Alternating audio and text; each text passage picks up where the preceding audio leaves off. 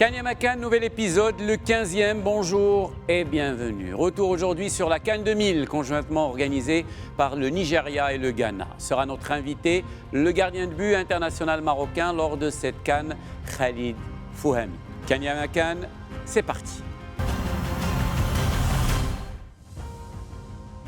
D'un point de vue strictement sportif, cette CAN 2000 a tenu toutes ses promesses. Le Cameroun, impérial depuis le début du tournoi, a enlevé haut la main le trophée à l'issue d'une finale superbe face au Nigeria. Pour sa deuxième participation d'affilée à la CAN, après le Burkina Faso en 98, le Maroc fera moins bien éliminé dès le premier tour.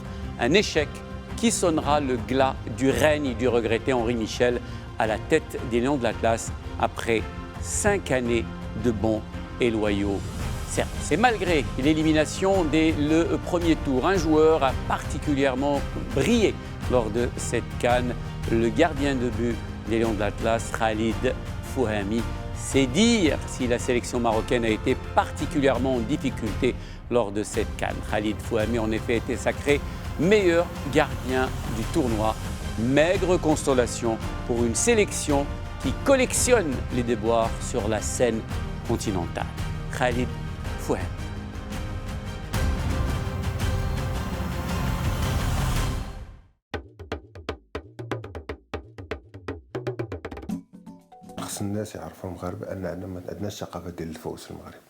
Il faut que les gens sachent qu'ici au Maroc, nous n'avons pas encore, à proprement dire, une culture footballistique. Le meilleur exemple que je peux donner, c'est qu'à chaque fois où une sélection marocaine arrive au sommet, dans les années qui viennent, il y a toujours une régression.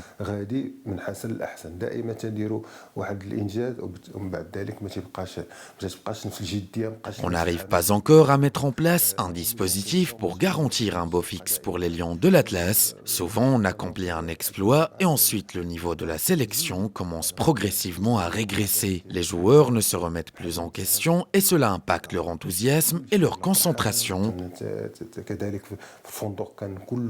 Je me rappelle qu'en 2004, après notre victoire en demi-finale, tout le monde jubilait. L'hôtel qu'on occupait était bondé. On aurait dit qu'on avait remporté le titre alors qu'on avait encore une finale à jouer.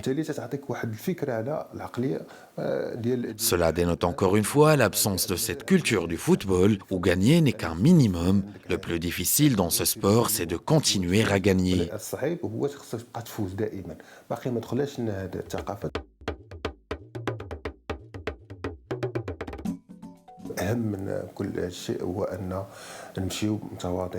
Ce que je conseille à cette équipe, c'est de rester modeste et modéré. On doit éviter de se dire que le Maroc a participé à la Coupe du Monde, qu'il y a brillé face à l'Espagne et au Portugal, et que de ce fait, il ne trouvera aucune difficulté à vaincre les équipes africaines. Au contraire, je crois sincèrement, grâce à mon expérience avec les Lions de l'Atlas en l'an 2000, que les matchs qui suivent toujours les participations marocaines en Coupe du Monde sont très difficiles.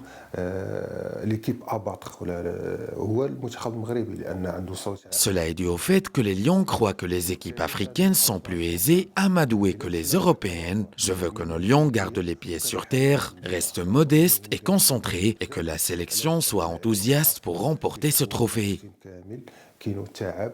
Aussi, nos joueurs ont mené une bonne Coupe du Monde où ils ont vraiment cartonné. J'espère qu'ils arriveront en Égypte avec le même esprit, le même enthousiasme et le même sérieux.